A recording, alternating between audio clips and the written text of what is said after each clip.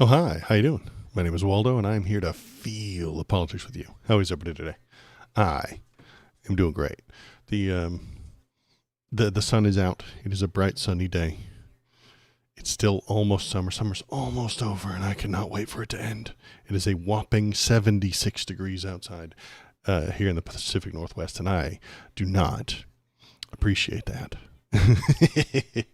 It's only 10 a.m. and I'm already a little too warm. It's only going to get warmer. And I've got this wall faces west. So the sun in the afternoon, evening time hits that wall back there and it just cooks and it bakes me alive. And I don't like it. You can see that grotesque Daystar right over here. See it? Just shining away all day, every day. And I don't like it. She'll give you cancer. Can't go out there. Anyway, hi. How's it going? How are you? So what is today? Today is Saturday. I am going to look through a whole bunch of news and politics links today. We've got a whole bunch of stuff to talk about today. Let's see. There's ICE raids. There's troops in the country. There's Ghislaine Maxwell to talk about. There's Bolton got raided. Nobody likes Bolton, but we've got to talk about it anyway. Is this some Night of the Long Knives shit? Maybe, maybe not. So probably no video games today because there's so many politics to talk about. If you want to talk about them too, you can hop into chat. And if you go to the Twitch chat, the lovely robot will read stuff out loud to you unless you put a hashtag in front of it. She doesn't. So if I'm in the middle of a rant or I'm in the middle of a good point and you don't want to interrupt, you can just put a little hashtag there and then the lady won't read it. But if you go on over to the Discord, there's the Discord link. You can go there. You can leave links for me to look at. You can leave memes. And if you have good memes, I'll put them up on the start screen, which is what you see right here. We can thank Killer Mech for that very cool meme, the Clanker Barrel meme today. So that's very cool. Very nice. And if I get interrupted by doggies, I will put them up on screen. There's an entire channel of doggy photos on that Discord. And if you haven't been to that Bobo the Baby Bark Boy channel, you're missing out. You really are. He is adorable. And you can get photos of him there and look at them and say, oh my gosh, he is so adorable. That's exactly what will happen if you go there. So let's get started with some news. What is in the news today? Oh, hey, yeah. ICE is just hurting innocent people. Here they are harassing innocent people as they get off the off public transit. They're just vibe checking everybody who gets off of there. And if you look like you might be an immigrant, they challenge you. And they're like, where are your papers? Show me your papers. Are you a citizen? Got a driver's license? Can I see it? Show me your papers. Prove to me that you are a citizen here. I know you're innocent and you're not doing anything wrong and you're not breaking any laws, but I need you to prove that you're a citizen and you belong here. We need to know whether or not your blood is allowed on this soil. Okay? Because if your blood is not allowed on this soil, you're going to have to go to a camp. We're going to arrest you. We're going to put you in a concentration camp. That is what's happening today in America. That's what happens. I'm not happy about it. I wish we wouldn't do that, but that is what conservatives want. And there are people pushing against it, which is good. Which is good. We want people to push against it. Here we got Reality Bites. This is Jennifer Schultz. She's a lovely little Substack. Substacks, if you haven't been keeping up with the news, Substacks are the replacement for newspapers. Now that the newspapers are all bought by billionaires and tell you what the billionaire wants you to hear, the journalists had to go to Substacks and charge you a couple of dollars to get the news, just like all the news media has been bought by billionaires and they tell you what they want you to hear, and you hear from them only what that billionaire who owns the station wants you to hear. So you have to go to the internet to get real news, and goobers like me who tell you their opinion. I'm telling you all of my opinions, just letting you know. And That's the only place you can get that kind of stuff now is the internet. You can't get it from the news or the newspapers. So Substack, yeah, that's the thing. DC residents are flooding social media with critical reality checks on Trump's takeover scheme. Local news is also doing important on-the-ground reporting. Donald Trump's show of force in the nation's capital has nothing to do with law enforcement and everything to do with militarized politics. His concern about public safety is a ruse to create conflict and grab more power. Trump does not give a damn about Washington, D.C. and people who call it home. See, you can't write that in a newspaper any longer because very powerful, rich people need that newspaper to be neutral, to be toothless, to be taking no sides. The newspaper is now a stenographer. They just type what they hear. That's it. Nothing else. They don't tell you any kind of opinion. Yeah, they have an opinion section, but that's all just to make money as well. And if they took a stand on anything important, like saying that Donald Trump is his show of force is a ruse and he does not give a damn about Washington, D.C. or the people who call it home, this person would be fired from the newspaper if they tried to write that. And then the newspaper would be sued by the government and they would capitulate because they don't want to lose any money. So the media is dead. Sorry. How do we boycott the media? Well, boycott the media. Use Substacks. You watch streamers. Try to get around their paywalls. That's how we do it. So piracy is a complicated subject that I'm sometimes for and sometimes against. But if it's news media, yes, absolutely. Pirate everything you can from news media. Sneak around every New York Times paywall that you can. Do not give them any money. So back on topic. Sorry, I got derailed there for a moment. This ugly spectacle is made for TV authoritarianism, starring camera-ready masked agents using intimidating military hardware for props. Like everything Trump does, the goal is to create a pro-MAGA content to drive news cycles. As usual, right-wing media is all in on the Trump propaganda, even advocating him to send troops to other blue cities, which we'll get to in just a minute. But yes, stunts. I've been saying this for a very long time. Donald Trump doesn't actually care about news or politics or laws. He wants stunts. He wants cool videos. He wants kick-ass 60-second TikTok clips of ICE agents arresting the bad guys. He doesn't care what the laws are. He doesn't care what happens to that bad guy afterward, or if it even is a bad guy. That doesn't matter. No. That doesn't make any difference. We just need the badass clips. We need the headline. We need the stunt. And Donald Trump is doing that. That's what he is. That's what he does. That he is a politician of stunts, by stunts, for stunts. But local news in D.C. is doing a good job of sticking with the reality on the ground. Well, that's nice. With lots of firsthand reporting, including from the Slate's Christina Caterici, who wrote, "What I witnessed was an idyllic scene from American tourism." Detailers, explainers like this from the 51st and regular fact-checking the White House claims, especially from blah, blah, blah, blah. Local D.C. residents are playing a key role in telling accurate stories about their city. Some are doing videos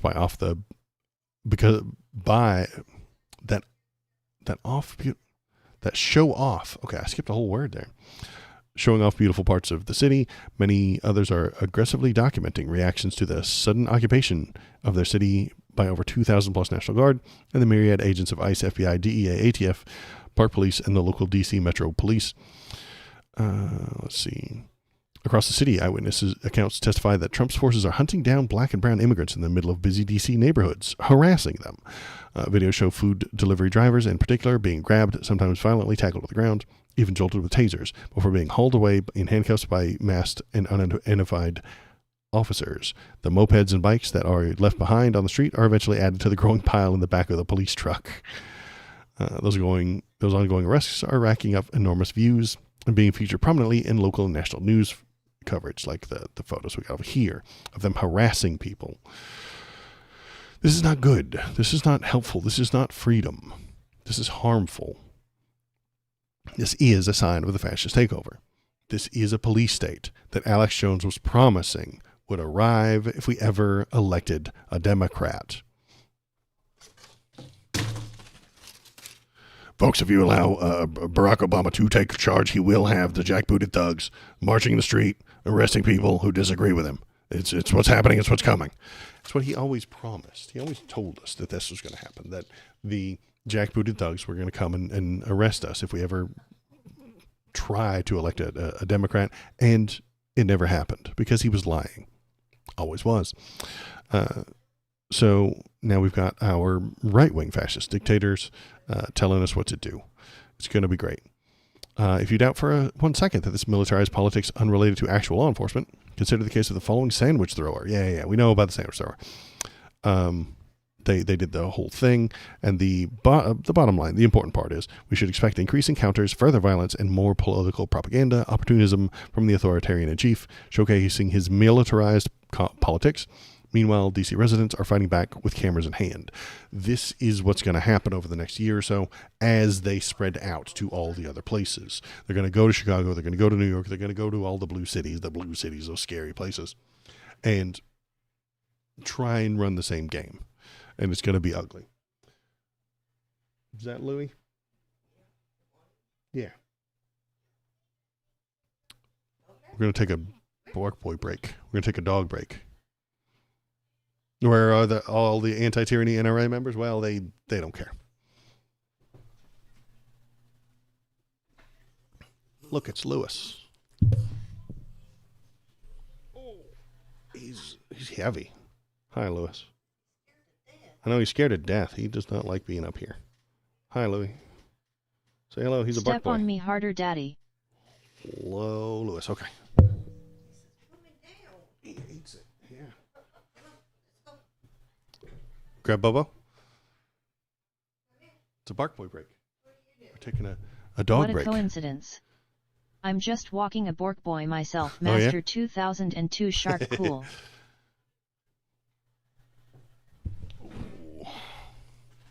Yeah, this guy's much smaller. Hello, Check Bobo. out Waldo's videos. https://www.youtube.com/@waldospoliticalstream/videos. Say hello to the internet, Bobo. He's not interested. He doesn't care. All right. Go on, bark boy. I just got here. Who's getting daddy stepped and how do I get on this? Well, it's the fascist daddy. So he's stepping on you.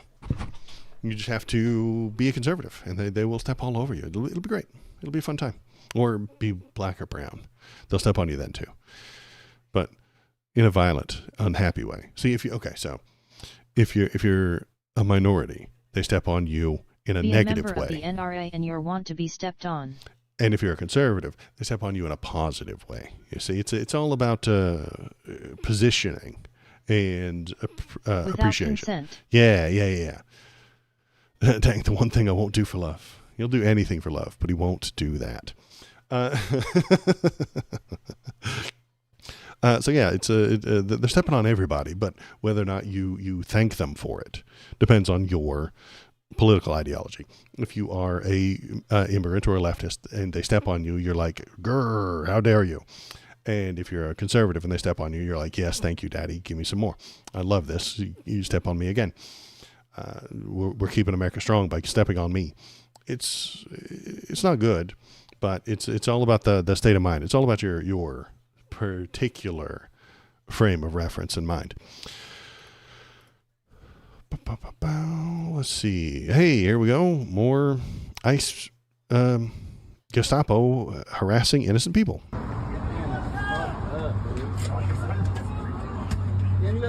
Trying to break into a place.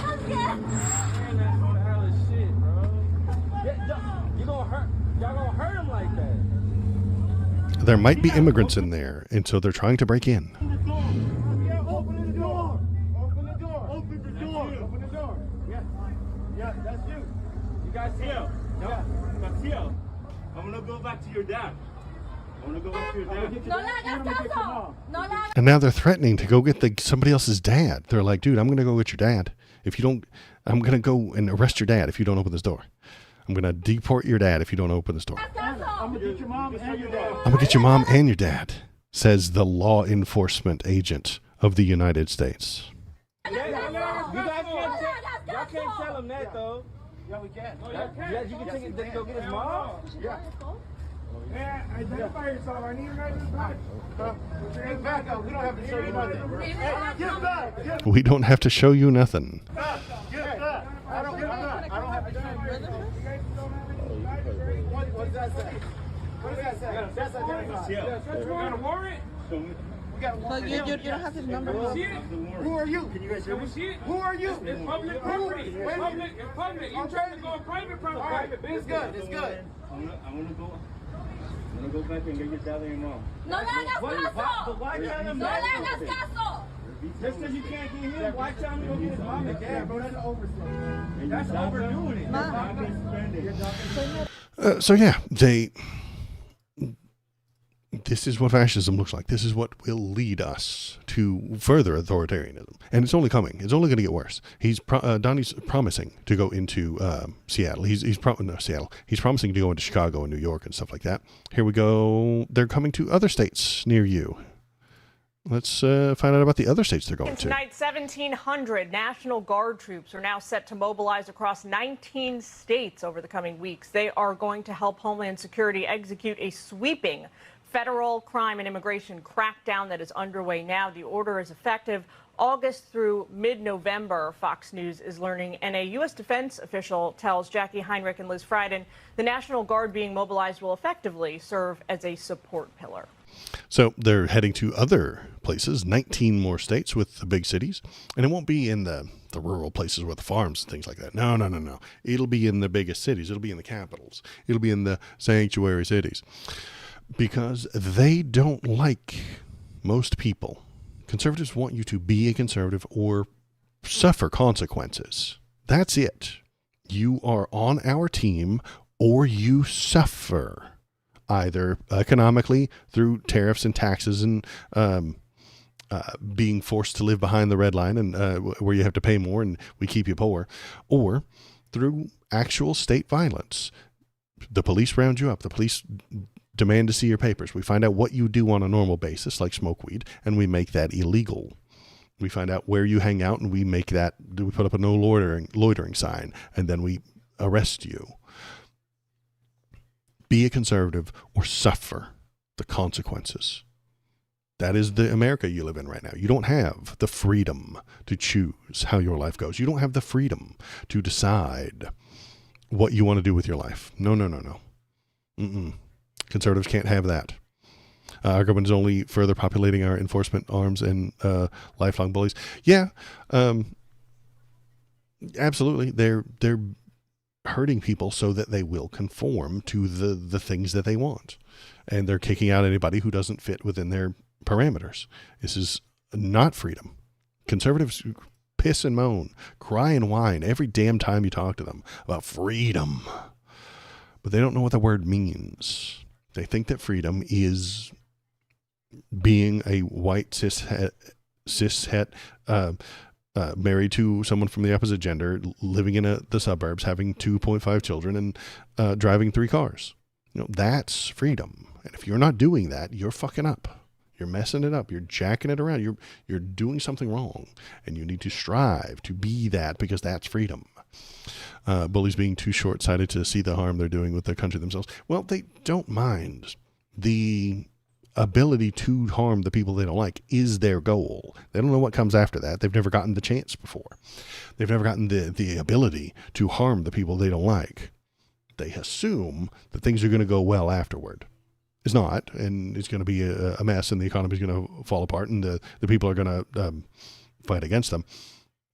Just like the people doing the recording on these videos, and that's the right thing to do. Continue recording them, continue yelling at them, continue standing against them politely in a way that doesn't get you hurt if possible. Continue closing the door and locking the door. Continue telling them that you aren't going to allow this to happen. I know I saw another lady. Where's the video I saw? Where she was just yelling that ICE was in the neighborhood. I think I lost it. I closed it. But there was a lady who was just walking behind them, screaming real loud, "Close your doors, lock your doors. They don't have warrants." She was just following them around, recording them. That's the right thing to do. That is civil disobedience. That is the correct thing to do. Lock the door. Do not let them in. Do not accept that they have a warrant, because they don't. They're lying. They lie all the time. They lie constantly. That's what I'm saying, dude. Like, your law enforcement agents shouldn't be lying to people. Project 2025 says at least some of the bullies are far-sighted enough to plan to bully indefinitely. Yeah, they are. Then that's all they want. That's all they want. They don't have a goal in mind. They don't have a plan to finish the job. Once it's done, they'll find somebody else to bully, either the women or the gays or the transes or the people who aren't entirely American, the people who came here one generation ago. They'll just start bullying them, or they'll bully some other country, or they'll take over Mexico and start bullying all of the Mexican people. They'll make Canada the 51st state and then make all the Canadians who live there second-class citizens into a new Gaza. They'll make Canada into the new Gaza. It'll be great. Donnie would take over a large portion of Canada, then say that they don't get to vote in American elections, and they don't get to really get all the First Amendment rights, and they don't get all the rights of the Constitution, but they are American citizens, but not quite maximum citizens. Like they're a lower class. They're not lower class citizens. They're not second class citizens, but Americans are first class, and the Canadians that we stole their land from, they're something else. You know, they don't get all the rights. They just get some of the rights. And he would do that in a heartbeat. And then we would create a new Gaza, and it would be great. And then they would create armed militias. Permit required for travel. They would have to have a permit to travel. Absolutely. They would have to have special license plates and special driver's licenses. And they wouldn't be allowed to go out and come back. And they could come out, but they couldn't go back. They could go to Canada, but they couldn't come back into this new Canada.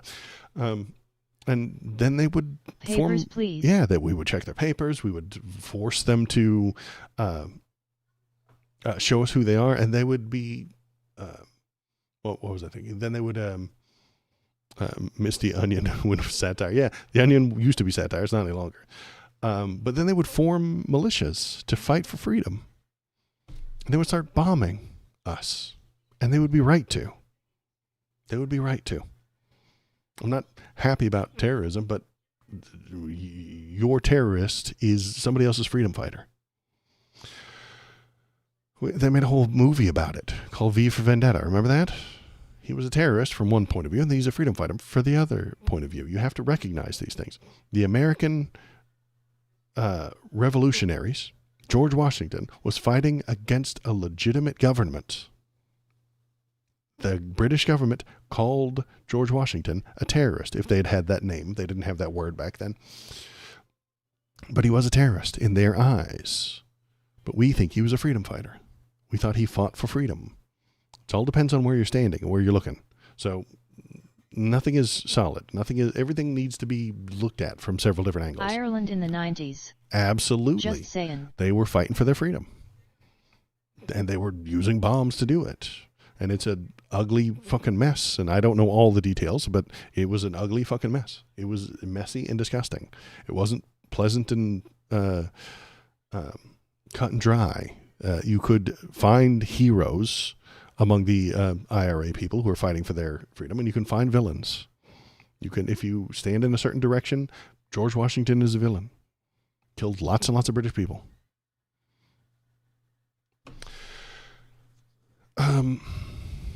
So where do I put my faith? Where do I put my idea? Is the thing you're doing increasing human freedom? And this ain't increasing human freedom. These people, these guys right here are not increasing human freedom. These guys right here, not increasing human freedom. They are denying it. They're lowering it. They're lessening freedom in my land of the free, home of the brave. And I don't like it. Don't like it at all. Also, they might be breaking the laws. This lady says that they're using fake license plates. We need to find out who at the DMV is giving ICE all of these license plates, because most of them are cold plates. They're plates registered for different cars, and I only have a small sample of 38. So let me show you this little project that I've been working on. I've been keeping a Google spreadsheet and putting screenshots of the cars in them, the license plate number, the make and model, and then color coding it by like Are the plates attached to the car? Where did the plates come from? Or did it not have any plates at all? And then I put my research in the far right corner for a website I use, AutoCheck. It's an Experian company, and you can put in a license plate and it'll tell you if the license plate is attached to a car. And what my research tells me is that of the 38 cars I have in my spreadsheet so far, 18 of them have no car attached to the license plate. So if when you put the license plate in, it said, sorry, there's no car for that license plate. And I use 2 different free services just to research the license plates. So maybe this is something to worry about. Maybe the government vehicles don't show up on that database. I'm not entirely sure. Maybe she's using a bad database. But the idea that they know that this is an issue, so they're trying to dodge you tracking them because they do not want to be held accountable. They do not want to be held responsible for the things they do. They don't want you to know where they are. That's not a good thing for a law enforcement agency to do. We want law enforcement to be respectable, trustworthy. And I don't trust you if you're hiding your license plates, if you're using fake plates, if you're wearing a mask. I don't trust you. If you're lying about having a warrant, if you won't provide your badge number, I don't trust you. And if I don't trust you, why would I comply? Law enforcement normally wants people to be peaceful. The normal cops don't want to go around busting heads. They want people to be peaceful. They want to be respectful. They want to be respected, and they don't want trouble. I'll tell you what causes trouble. Lying about having warrants, lying about who you are, not telling us who you are, wearing masks, fake license plates, fake cars. That causes trouble. These are not law enforcement agents. They are Gestapo. They are the brown shirts. They are doing Donnie's bidding because he's an authoritarian who does not care about the law. They don't care about the law. They don't care about the rules. They don't care about what's written down or who has the papers. They'll throw them away if they don't like you, if they vibe check you and think you need to be in a gulag, you will be in a gulag. So our National Guard is mobilizing to 19 states amid immigration crime crackdown. President indicates Chicago and New York could be the next targets for expanded operations. 1,700 National Guardsmen are set to mobilize 19 states. Documents obtained by Fox News show planning for activation in Alabama, Arkansas, Florida, Georgia, Idaho, Indiana, Iowa, Louisiana, Nebraska, Nevada, New Mexico, Ohio, South Carolina, South Dakota, Tennessee, Texas, Utah, Virginia, Wyoming. All the red states. Most of those are red states, aren't they? Alabama, Arkansas, Florida, Georgia. Georgia's got 1 or 2 blue cities. So that's where they'll be. They will be all over Atlanta. Idaho, Indiana, Iowa, Louisiana, all red states. They'll be all over New Orleans. They'll be wandering around. They'll be hot and sweaty. I feel bad for the National Guard who's going to be standing around New Orleans in August. Nebraska, Nevada, New Mexico, New Mexico's a blue state. Ohio, South Carolina, South Dakota, Tennessee, Texas, Utah, Virginia, Wyoming. Yeah, all red states. So they're not going after the blue states. Maybe they are. Maybe they're not. I don't know. Texas is projected to have the most significant Guard presence. The National Guard soldiers. And this is some Civil War shit, isn't it? That's what this is. This is some Civil War shit. They're going to their strongholds to build up the troops and get morale going. They know that these scenes are bad on the news. This looks bad on the news. This looks bad on the news. This looks bad on the news. But if they go to the red states and they go to the red cities where they're welcomed and they all stand around and everybody's happy, maybe it'll cool it off a little bit. Maybe they can make up some numbers, and they will. They'll make up some numbers and talk about how crime is down everywhere. It won't be true, and it might even only be because nobody leaves their damn house anymore. And then when they go into New York and Chicago, the people won't feel as bad about it.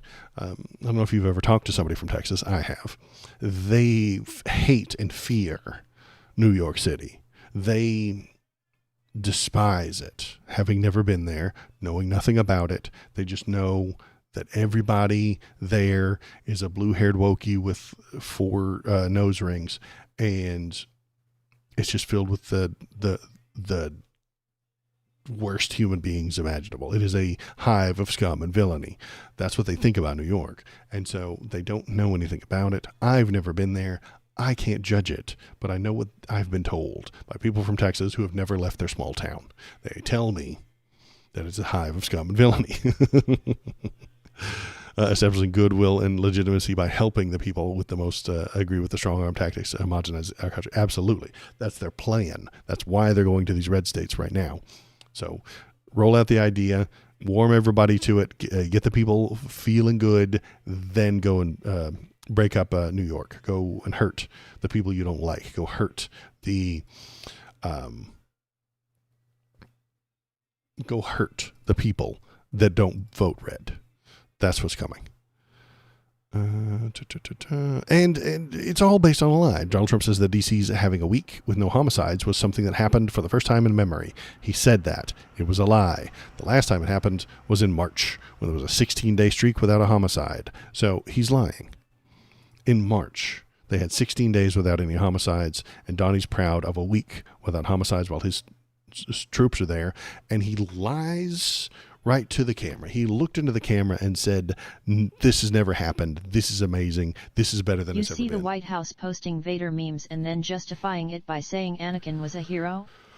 Goofy stuff. I did not see any Vader memes. I love me some Darth Vader, but I didn't see any Vader memes. But that wouldn't surprise me.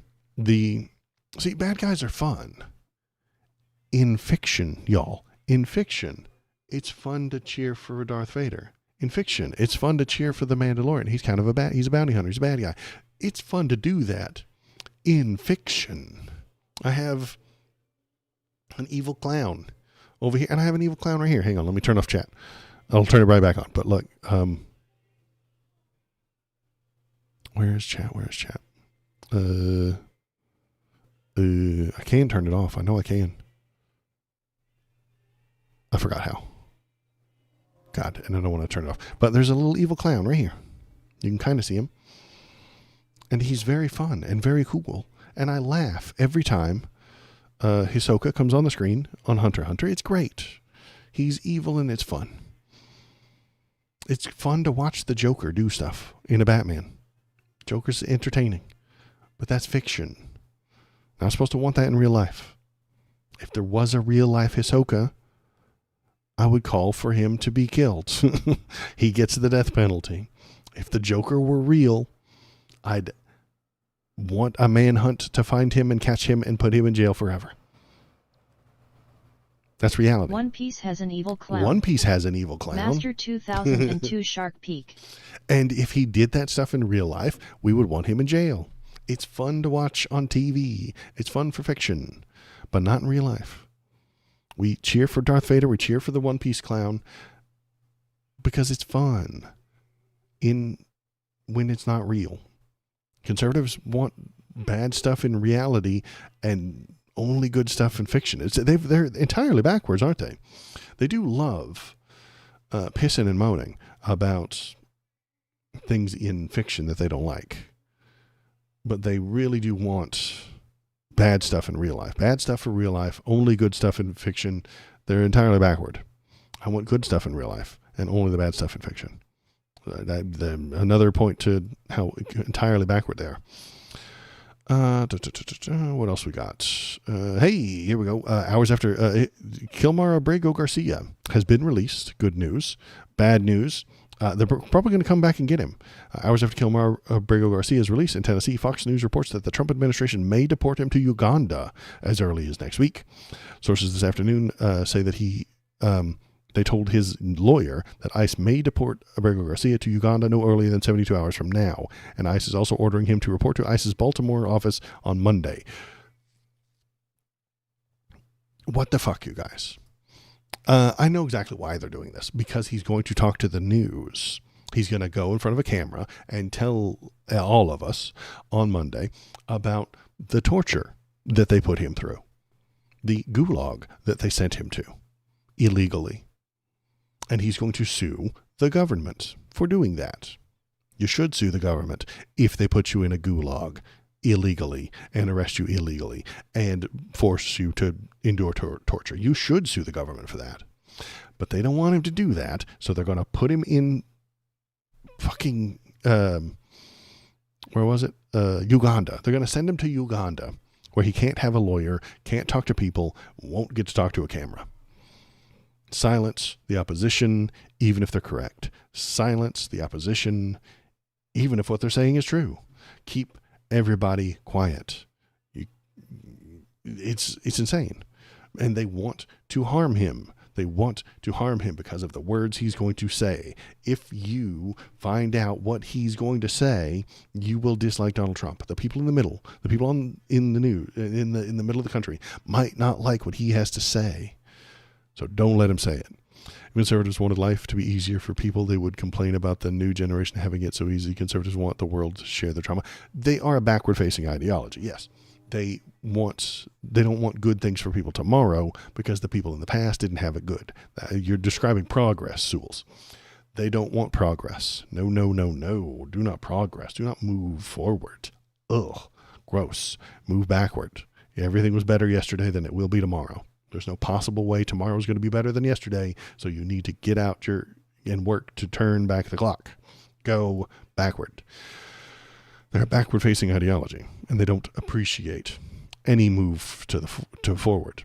So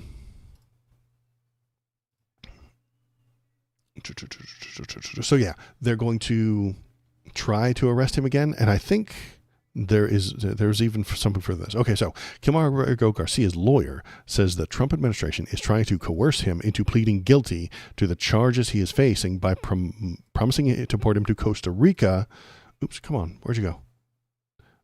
And threatening to deport him to Uganda if he doesn't. So that's the deal. That's the deal that Donald Trump is offering him. They're going to send him to Uganda, or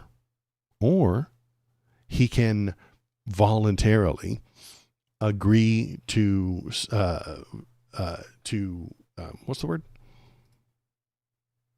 Plead guilty to sex trafficking and trafficking humans and being a member of MS-13 and being a gangbanger, and they're going to write up a whole list of things. And if he just signs that paper and says, yes, I did all that, they'll send him to a nice, comfortable concentration camp in Costa Rica. It's a much nicer concentration camp than the one in Uganda. So which concentration camp do you want to go to? The nice one where we treat you good and Donnie gets a win and Pam Bondi gets to go on TV and say Kilmar Abrego Garcia is a gang member. He signed this paper proving that he is a member of MS-13 and he trafficked children. Like, that's what they want. They need a win. They need that delicious, delicious bullshit, so that they can feed that delicious, delicious bullshit to their voter base, to the people in the middle who are starting to waffle, who are starting to worry. Hey, are you just irritating innocent people for no reason? Are you just hurting people? Some of the people in the middle don't actually want that. They don't pay attention. The people in the middle, the normies in the middle do not know what Donald Trump is doing. They do not know where he comes from. They do not know what he's doing. They don't have any idea what's going on. So when they hear wild accusations and find out about the gulags, and they hear that this guy was sent there for no reason, they get confused and they say, well, why would you do that? Well, how did this happen? They need to give them plausible deniability. They need to give them the meat. They need to give them the bullshit, the tasty, tasty bullshit. So I hope he fights all of it. I know that it will be difficult, and I know that it might get him sent to Uganda, but if his lawyers are smart, they will protect him. They'll put him in a safe place. They'll get some bodyguards, and the lawyers who go after Trump for this will become famous. They'll get to be on TV, and that's all any lawyer ever wants, is to be on TV. All lawyers want to be on TV and to have a big, sexy trial that everybody pays attention to. All lawyers want this. They want to be doing press conferences. They want to be representing very famous and important people on very famous and important cases, because decades from now, after they're dead, law school students will learn about it and read about it and talk about them. This is delightful. I would love for 100 years from now, somebody to watch my streams and be like, that Waldo guy totally predicted this thing, and this is what he said, and here's how he was right, and here's how all the things work. We all want that. That's a very human thing to do. I would love for that to happen. So whoever's youngest in chat has to do that. But yeah, that's what they want. That's what the lawyers want. So he is going to have a good lawyer who's going to represent him for almost no money. They'll get a cut of the book deal or something like that when he writes a book. When somebody ghostwrites his book and all that fun stuff. Yeah, whatever. And if he sues the government for billions of dollars, they'll get a cut of that. So and he should sue the government for billions of dollars. He should sue Pam Bondi for defamation. He really should. She called him a criminal. She said that he was absolutely a criminal. There's been no trial. There's been no... She didn't soften her language by saying he's accused of this and that. They said he did it. They said he's guilty without a trial. He should sue all of them. And a good lawyer should do that. But that lawyer would then get in trouble with the government. And the government is out there authoritarian now. So it's dangerous, even for that lawyer. If that lawyer comes out and says Kilmer Abrego Garcia is innocent and he's suing Pam Bondi, he's suing Donald Trump, he's suing the entire United States government, that lawyer might get disbarred. That lawyer might get attacked by a red state governor. That lawyer might be in trouble himself. Because we live in an authoritarian country now. You're not allowed to do things. You're not allowed to stand against the government. The government will harm you if you try.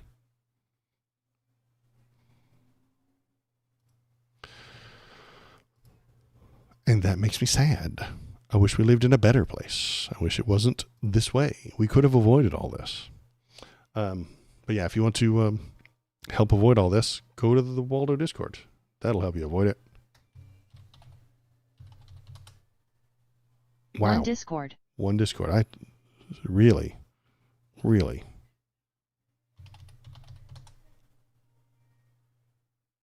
Oh, I didn't.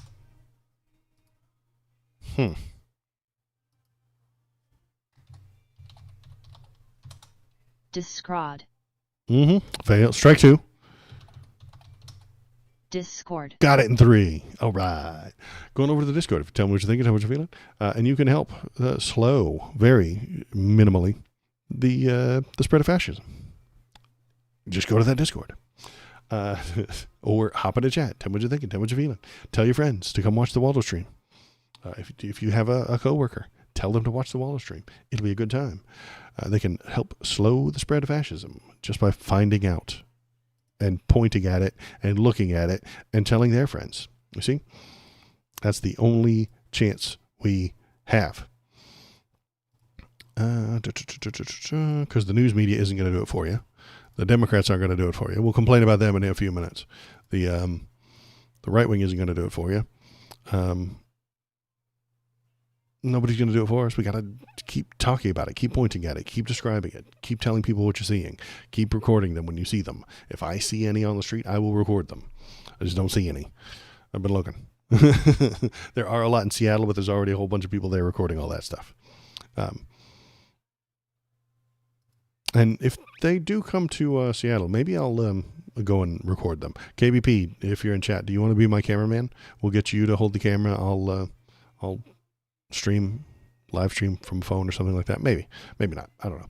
I think my iPhone 7 probably doesn't have enough power to do that, but I don't know. Maybe you could be my cameraman. So what the hell is this? Look at this. This is insane. It is my great honor to report that the United States of America now fully owns and controls 10% of Intel, a great American company that has even more incredible future. I negotiated this deal with Lip-Bu-Tan. Is that an American? Is Intel an American company? And if their CEO is Lip-Bu-Tan, is he American? I'm being very broad here, but maybe I'm being racist. The highly respected chief executive officer of the company, the United States, paid nothing for these shares, and the shares are now valued at approximately $11 billion. This is a great deal for America, and also a great deal for Intel, building leading-edge semiconductors and chips, which is what Intel does, is fundamental to the future of our nation. Make America great again. Thank you for attention to this matter. So, what the fuck? Why do we own a part of a company? That doesn't make any sense. Conservatives hated that shit. When Obama gave tax breaks to certain companies, he was attacked. It is an American company, just FYI. Okay, so it is an American company. And Lip Bhutan, is he an American citizen? I mean, it's entirely possible that Lip Bhutan is an American citizen. That's possible. But it's also possible he's an immigrant. That's that's not exactly an American name, Lip Bhutan, you know. Maybe he was born in Detroit, but I'm going to Google him up.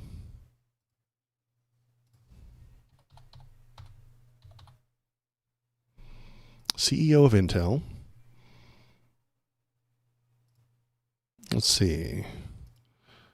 Born in Johor. Graduated from Nanyang University, Singapore, with a bachelor's degree in physics. So no, not an American. Or if he did, he immigrated, which is fine. I want immigration. But Donnie hates it. That's what I'm saying, man. They're inconsistent. They are shockingly inconsistent.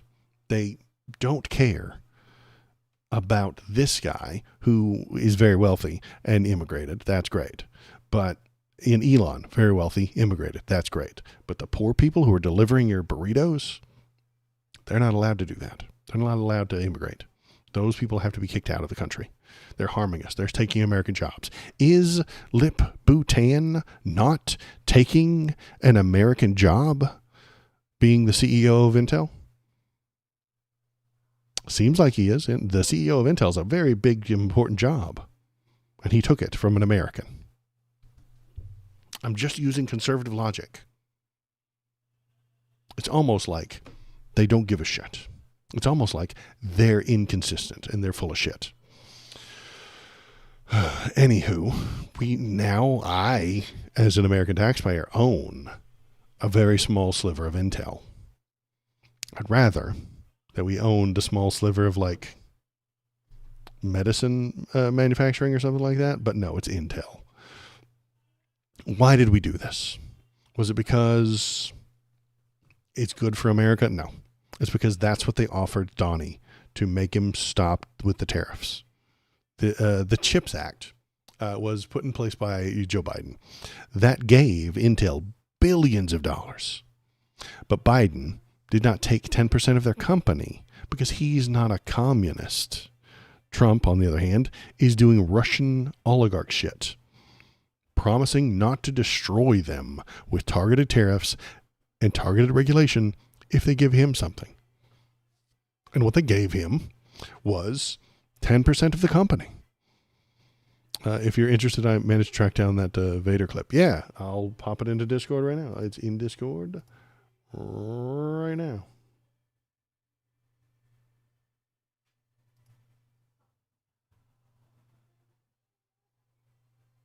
Timestamp 112. Oh, okay. It's John Oliver. You know they shut streams down for that, right? Like but it's John Oliver is copyrighted, but A bit awkward, I know. no, it's okay.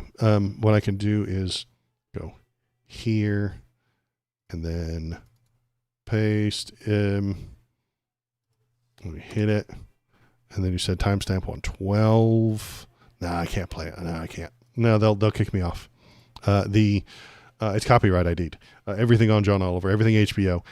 If I put it up on screen and play it for more than a few seconds, they kick my stream off. They'll kick me off of YouTube, and they'll give me a strike, and then I don't get to stream if I get too many strikes. But I appreciate you looking for it. If you want to look at the Vader stuff, the timestamps and stuff like that are in the Discord. I couldn't find the thing from anywhere else. Maybe I'll find it and then Discord. I'll do some research later. I'll watch that on my own time and then find a good screenshot of it. So screenshots should be okay. So if it's just a meme of a screenshot or something like that, I could put that up there. But yeah, so what was I talking about? What was I talking about? Yeah, why we own Intel? Why does the America? There is an article too, but it doesn't have clips from it. Okay. Oh, there we go. Newsweek. I can look at that.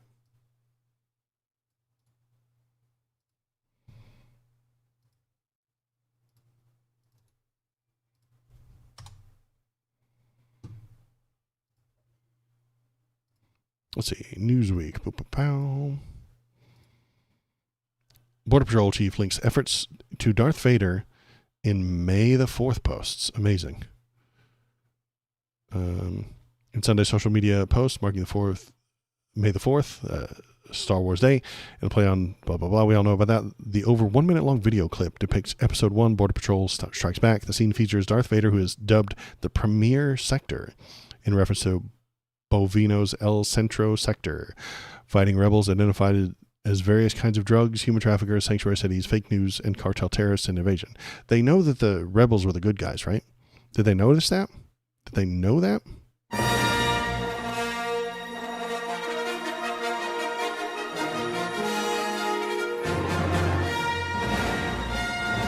Oh shit. I didn't see that XD. I can't really play all the music. I think I will get copyrighted for the thing. But they know that these are the bad guys, right? Let me see.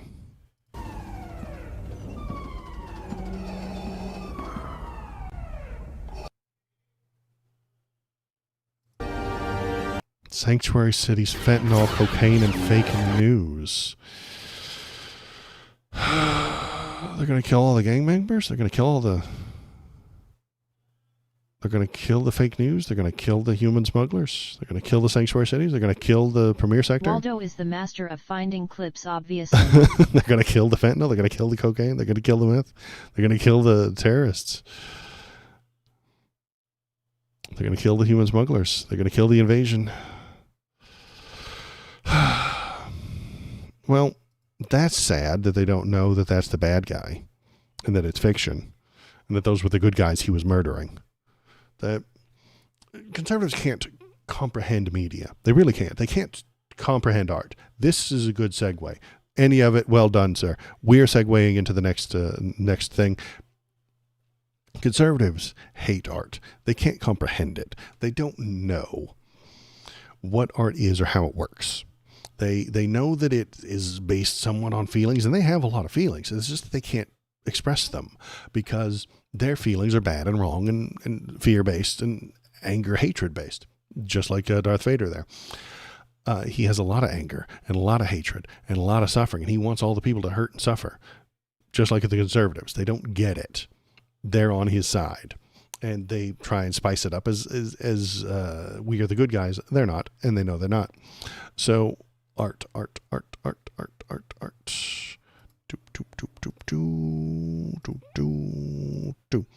This is Orlando residents and members of the LGBTQ community have restored the Rainbow Crosswalk Memorial, honoring the 49 lives gunned down at the Pulse nightclub after DeSantis DOT had it erased in the middle of the night. So there was a bigoted, hateful attack on a place called the Pulse nightclub. You've heard about it. It was a big deal. It was all over the news. 49 people died. And then, in response, they painted a crosswalk the rainbow colors. Great. Fine. No problem. What's the problem? Oh, yeah, DeSantis hates gay people. So then, DeSantis, who hates gay people and hates that rainbow flag, painted over the rainbow with just plain black. We can see the photos, I think, here. Where are they? I don't know where the photos are. But you can see the photos. It was... Oh, shit. Okay, I suck at this. He hates people. He really does. He hates the gay people because they're he's bigoted. He doesn't like them. They're not normal. They're not conservative. So he hates them, and he does not want them to be considered people. He doesn't want them. He doesn't like them. He wants them to go away, to shut up and never talk again. They're not conservative, which means they must suffer. If you aren't conservative, you must suffer economically, politically, culturally, and militarily. You must be harmed until you are a conservative. That is the end goal of conservatism. Hurt the people that aren't conservative until they are. Hurt them. Take away their rainbows. Pave over the rainbows on the street. And then maybe they'll stop posting up the rainbows. Stop being gay if you're not allowed to. Make it illegal to get married to the same sex. And then they'll stop doing it. Then there will be fewer gay people, obviously. Make transitioning illegal. That way there won't be any trans people. Make it illegal to use a bathroom of the sex you weren't born to. And they will stop going out in public. They'll stop being trans people. They want to get rid of them. They want to get rid of everyone who isn't them, that isn't perfectly conservative. It's eradication rhetoric, is exactly what it is. And it comes directly from their government. Florida puts rainbow crosswalks in the crosshairs as cities face deadlines to remove them. So there are many of these things that they're calling to be removed. This one they want removed. The chicken is fine. The chicken can stay. The mopeds can stay. The flags, they got to go. The rainbow on the street, that has got to go because they hate it. Multiple Florida cities are now facing deadlines in the coming days after being ordered to paint over or remove so-called rainbow crosswalks, brightly colored street crossings meant to celebrate gay rights and LGBTQ pride. In letters from the state transportation department, communities are being ordered to remove them by early next month. I am outraged by the state of Florida's decision to forcefully remove pride crosswalks, symbols of love, support, and unity in our communities. Conservatives hate those things. They hate love, they hate support, they hate unity. Fuck that. They hate it. They want fear, division, and conformity is what they want. These vibrant installations are more than paint on pavement. They reflect the values we hold dear to in Miami-Dade: respect, appreciation for fellow neighbors, and the fundamental right to live and love openly. They don't want you to live and love openly. They want you to conform to their preference. They don't like seeing these rainbows, so they don't want them to be legal. The warnings to communities across Florida come this week after removal of a rainbow-colored crossing marking the 2016 massacre outside the Pulse nightclub in Orlando, where 49 people were gunned down. It was painted over in the middle of the night by work crews. And I think DeSantis mentioned it specifically. Yeah.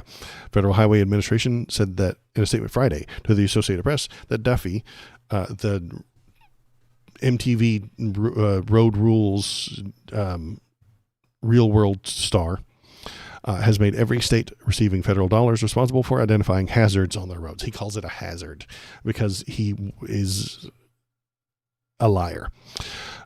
Ron DeSantis on Thursday amplified those comments, saying that we will not allow our state roads to become commandeered for political purposes.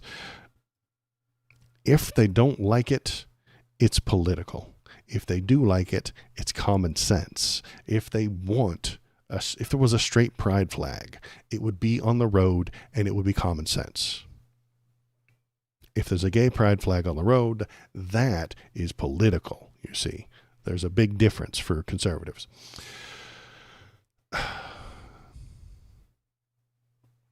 According to the conservatives, Confederate statues put up during the time of Jim Crow, that's history, you see. That can't be taken down, and that's common sense. Museums need to be positive and anti-woke and never mention race or slavery. No. That's patriotism, to talk about all the good things that happened in the 1700s in America. Rainbow paint on the road, that's politics, they say. That's too far. Everything they don't like is political. Everything they do like, common sense. That's why it's such an easy ideology to fall into. because they're doing it for the museums. They're going for the museums. Trump wants to make it art into a tool of the state. Where's the museum one? Trump's administration anti-woke campaign targets Smithsonian museums. White House flags 7 institutions, including those for Latino, African, and Asian art, for review. So those people have to be reviewed for wokeism.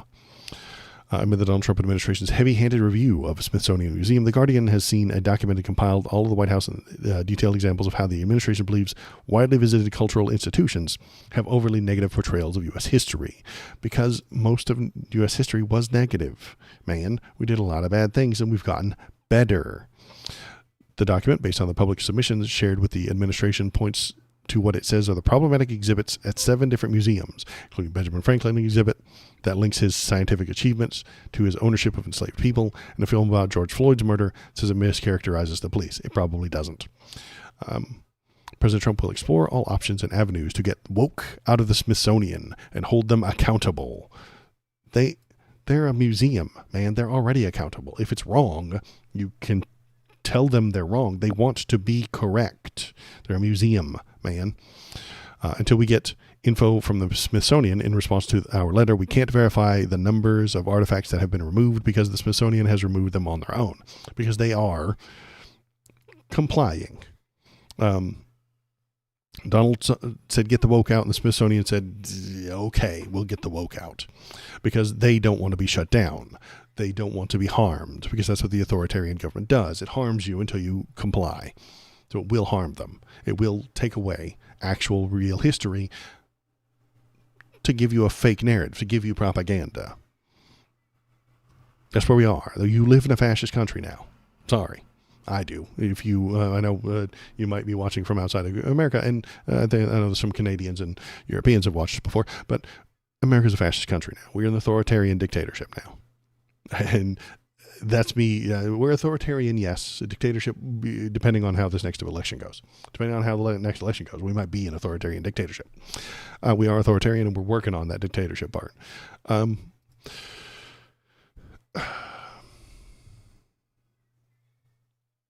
Conservatism is a very easy ideology to fit into, because you don't have to learn anything. You don't have to study. You just feel like you don't like something. You feel like you don't like a person or a place or an ideology or a certain set of actions. If you feel like you don't like it, you can find a place in conservatism. If you want to be a leftist, you have to read all of Marx. And then, even then, you'll get challenged by goobers in chat, like I was last week, who challenged the fact that I hadn't read all of Marx or all of Kropotkin or all of Foucault, and they just tell you that if you haven't done that, you can't be a leftist, It's insane. Conservatism doesn't require any study, any effort. It's a passive thing that is imbued upon you by people who raise you in a rural area. By the local news and by the culture all around us. Culture reinforces your politics. Culture is upstream of politics. It always has been. It's reinforced through nostalgia for your younger, simpler life. And the most dangerous of fascists know this. Steve Bannon, the white nationalist, knows this. That's why he works so hard to get his ideas in front of people and to control the culture so that he can direct where the politics will lead. He wants to control the culture so that it will lead to the politics that he prefers. That's why they try so hard to remove these rainbow flags, to prop up the Confederate generals.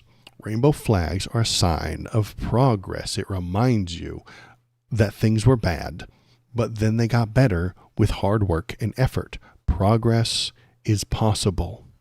It is an optimistic view.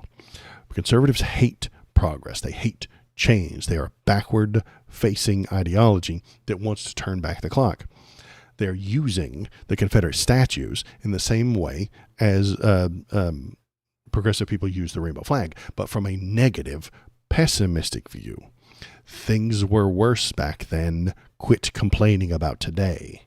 Today's black people have more rights than they did in the Jim Crow South. So quit complaining. Quit trying to disrupt the system. Quit trying to progress. And the conservatives of the past did the same thing. The people in the Jim Crow era had it better than they did under chattel slavery. So quit complaining. Quit trying to disrupt the system. Quit trying to progress. And they're wrong. Time and the future tomorrow will not be yesterday. Conservatives cannot wrap their heads around this idea, and they hate it and they fear it. Tomorrow will not be yesterday. And they fight tooth and nail, vainly, in an endless fight to make tomorrow into yesterday. They want fewer rights for the people they don't like. They want to turn back the ability to transition. And they're winning on that one.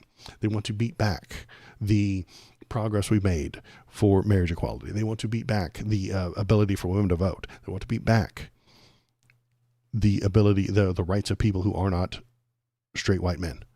They want only the straight white men to vote and only the straight white men to be in charge of anything, and then they'll beat that back too, to only the ones who own land.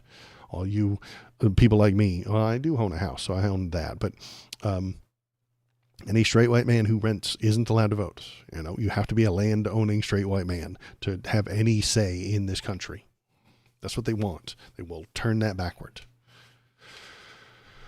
Because they don't care about anybody who isn't them. They don't care about anything that isn't their power. They are entirely self-centered. That's what, as society progresses, it becomes less self-centered. It becomes more about the whole. It becomes more about the community. The society as a whole is more important than the individual. And they're afraid of that. They're terrified of that. They hate that idea. And it makes them lash out in weird ways. It makes them attached to certain cultural touchstones. And when those cultural touchstones change, they freak out. They panic. When Bud Light hires a trans person to do a commercial, they freak out and they panic. When the M&Ms had changed the green sexy M&Ms shoes, Tucker Carlson throws a fit. When the Cracker Barrel changes their icon, that changes their logo. The Cracker Barrel is changing, and the conservatives hate it. They're very unhappy about this. The Cracker Barrel has changed its logo. Nothing else that's going on in the country is important right now. Ignore the creeping police state. Ignore the criminal president doing crimes. Ignore the people losing health care. Ignore the runaway capitalism. Ignore the border. Ignore all of that. The biggest political story in history has just gone down. They changed the Cracker Barrel logo slightly. They took away Uncle Ben from you and Aunt Jemima and the little squaw on the front of the Land O'Lakes butter. And now the barrel from the Cracker Barrel. I still have a little bit of a cold. Sorry. Can't do the Alex Jones voice very well. Master 2002 Shark Woe. They've changed the Cracker Barrel logo. Oh my God. It used to be the guy. Oh, dang it. Where'd the thing go? It's this, but it used to be that. It used to have an old white man leaning against a barrel, but now it took off the white man and the barrel, and it is ruined. The conservatives are very unhappy with this. They are mad that the thing has changed. They hate change. Stop changing things. Stop doing stuff. Stop progressing. Everything needs to sit still, and if possible, go backward. Okay? They needed that Cracker Barrel because it was white culture. And I'm not even arguing that it wasn't. It was white culture. They took the cracker from the barrel. Exactly. They took it away. 2002 Shark Panic. They took it away. Now, conservatives are going to tell you that this is the wokeification. That they took that off for going woke so that it wouldn't. So that, and now they're going to go broke, and they are going broke. Their stocks are falling because of bad press, and it's insane and it's stupid, but their stocks are falling. I did read that down where they lost like $100 million in stuff. in stocks. Let's see what the Southern brand identity is at the root of the outrage. The claim being that the rebrand is the latest nail in the coffin, burying American tradition. One conservative consultant lamented it on X. "We can't stand for this. Return to tradition," said the Nazi on X. Another conservative activist posted, "It's not about this particular restaurant chain. Who cares? But about creating massive pressure against companies that are considering any move that might appear to be wokeification." So they're very upset because it might be wokeification. Wokeification is the thing that is unacceptable to them because it is progress. Wokeification is progress. It's forward thinking. It's forward movement. And they hate that. I just described how they sit still and want to turn back time. Turn back time is what happened at the Cracker Barrel. You walk in, I don't know if you've ever been, but it's a store first and then a restaurant second. You walk in and there's just a giant lobby selling rocking chairs and wooden furniture and stickers about how you're from the past and covered wagon bullshit. It is American culture. It really is, but it's white culture. And that's fine. You're allowed to have that. And you're allowed to go there. I've been there plenty of times, and I eat a chicken fried steak with white gravy. It's delicious. Mashed potatoes with more white gravy. It's delicious. Hey, that sounds pretty boring for a culture. Most culture is. But it's theirs, and they want it. And then I dip my biscuits into the white gravy. It's delicious. Fair XD. Most culture is incredibly boring.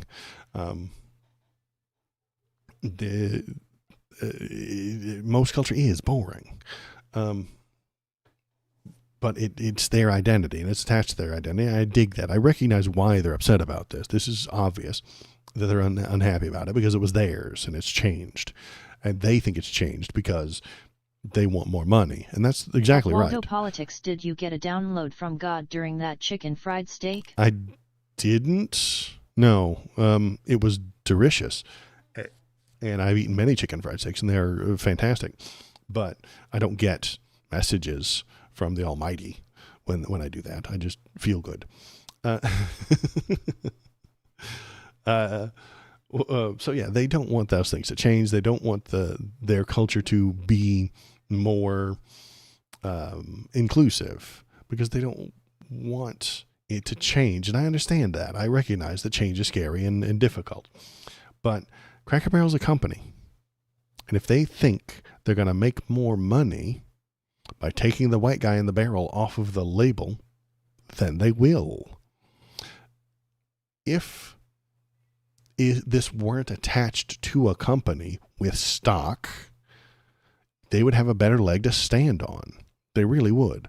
Why is everything in American culture tied to a product that has to be sold? It's because capitalism is running amok in America. You cannot have anything that isn't tied to a brand or a product. I'm coming to you on Twitch, which is tied to a brand and a product and a company. I'm coming to you through YouTube, which is tied to a brand and a company. At least I thought I was. Looks like I got dumped. No? Okay. Am I still here? Can you guys still hear me? The CIA is out to get me. I start talking about capitalism and they come to kill me. Looks like Twitch isn't functioning at all.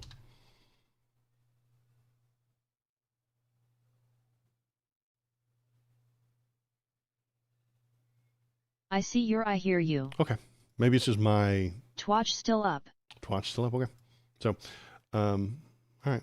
Weird. All my screens went blank. All my screens went black. It's the CIA. They're watching me. Folks, the CIA is out there. They're watching me. They're coming for me. They see what I'm doing. They hear what I'm saying, and they're very unhappy about it.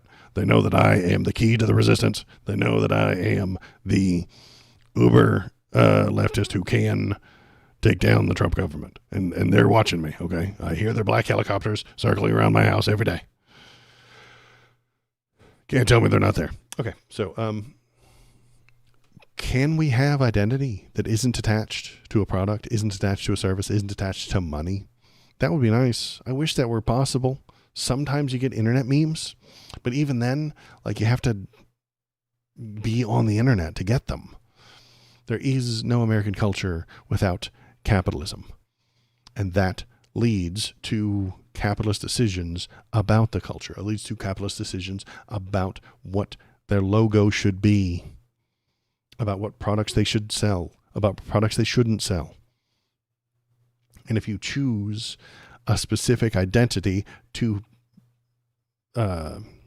sell to, you lose out on all the other identities. And that is dangerous. That limits your market share, you know? It's difficult. Capitalism is running amok, and the Americans don't know the difference between capitalism and culture. They don't. And they can't separate, they can't separate the two because they don't know the difference. And they don't care. Most of them, most of the people in the middle don't know that they're drowning in capitalism. They don't know that they've never thought about the fact that the Cracker Barrel is a company that needs to make money. They have shareholders. They have owners.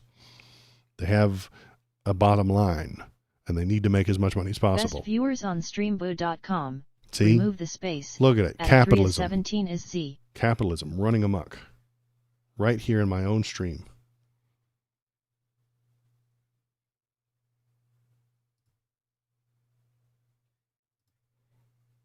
I do love that, like, as I rail about capitalism, someone tries to sell me a thing, right? Like, Robot. as I'm complaining about the overrun, overwork, the running amok of capitalism, a robot tries to sell me something. Isn't it great? Isn't it fantastic? And what would that robot have sold me? The robot, if I had given them money, would sell me fake people inside this chat right now. Fake people. Why would I do that? So that my numbers could go up. Robots selling robots. Robots selling robots. My numbers would go up. Then maybe more people would see me and pay attention and think that I'm worth listening to. Robotception. But honestly, I've done some research on this stuff. As soon as you stop paying them and it goes down, you actually take a huge hit. It's a bill that you never get to stop paying. If I bought 100 robots to watch me tomorrow, then I got 1,000 followers, real human being followers, because of that. And then I stopped paying the 100 robots, you'd actually take a dip, and then everything would go badly. So yeah, the capitalism is running amok right now, and it is attached to so many people's identities that they can't separate them. I like Star Wars. I like Pokemon. I recognize those as products. I recognize that I paid money for Bulbasaur here. I did. I saw him and said, oh my goodness, a Bulbasaur. I love Bulbasaur. I will give you some money for it. But I also recognize that it is a company that's making money. I recognize that my identity attached to this Bulbasaur is ephemeral and a part of me that I recognize. Conservatives don't know. They don't inwardly think. And I think that is the biggest difference between the two groups of people. Conservatives are incapable of introspection. They don't know that they can think of their thoughts. They can contemplate, why did I do this? What thought did I have? Why did I have that thought? How did I get it? Where did the onus, where did the persuasion come from? Why do I like Pokemon? Why do I like Bulbasaur? Well, I just like him because he's cool. And he's Pokemon number one. You can't take that away. He's number one. That's a literal fact. Bulbasaur, number one. It's a deep joke. It's a deep cut for anybody who knows. But they think they are Cracker Barrel. And if you change Cracker Barrel, you change something about them. I've said this about identity before. They are Christian, rural, white people. And if you change anything about that, if you say, hey, you could move to a city, you're changing their identity. You're harming them. They are straight white Christian people. And if you say, hey, I would like to be something else, I would like to be a queer gay person in the city, or a queer black person in the city, you're harming their identity. They're like, no, you should be striving to become me. I am perfect. I am exactly as the world ought to be. Everyone should be me, the conservative. And you should all be striving to become me.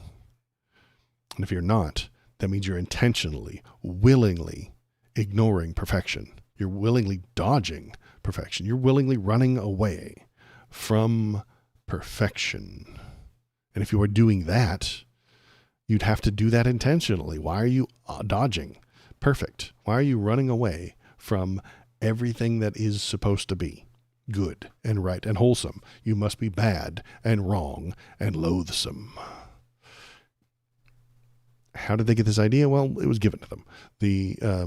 Their culture has given them the idea that they are the best. They are the most important. They are the most valuable people in the world.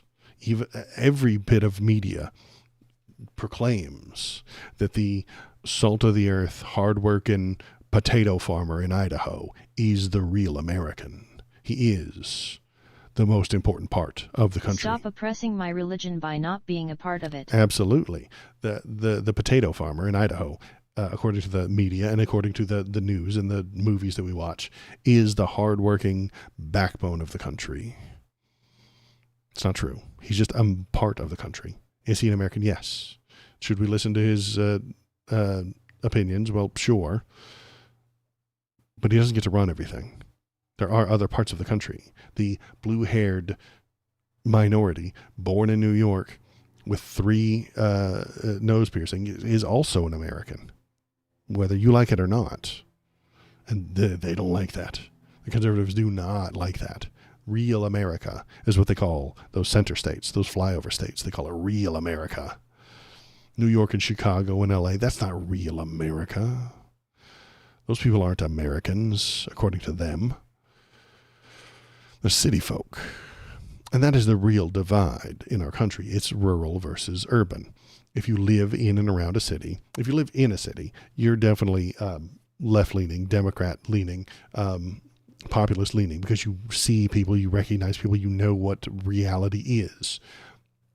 If you live in the middle of the nowhere, in the middle of Nebraska, in a wheat field, you don't know what reality is. You know only that reality, and you assume a lot of other realities. And that person that out in the middle of the Nebraska wheat field gets more value in the government. They get more powerful votes. They get more power. They have 2 senators in Nebraska, even though there's no people there. They have outsized power within the American government, and it's insane. The people in the city have less power in the government, and the people in the rural have way more power within the government. And that is why we keep getting such insane swings from left to right. That's why we get Obama, who does some good things and some bad things. And then we get Joe Biden, who gives the chip, who pushes things to the center, stays there. And then we get the swing to the right, and then center, and then right, and then center, then right. That's why we keep getting this stuff, because the people in Nebraska are fooled. They're tricked. Those normies in the middle of the country who don't pay attention to politics believe Donald Trump when he lies to them. They believe that the cities are rampant hives of scum and villainy, and so they cheer when the soldiers go in. They've never been there. They don't know what it is. They don't know why the things are the way they are. They're just happy that it happened. They want change for change's sake sometimes. But they want that change, not to move things forward or to progress things, but change things back to what they used to be. Change that big city into being from a urban melting pot to a whites only. Change the attitudes at college from being progressive to conservative. Change the fact that your kids go to college and learn stuff and challenge you. Change that to make them grateful to America. Change the museums from pointing out the things we did wrong and how we got better to everything was great. Everything is still great. That's what the change that they don't like change. I know, but they want things to change backward. Change back, not change forward. No. Don't change forward, change back. And that's why I can't stand conservatives. They don't know what they're talking about. They don't know what's going on. They are doing backward facing ideology, and using art as a weapon of the state. The right has spent decades trying to defund education, and then they act surprised that colleges are left-leaning. Right.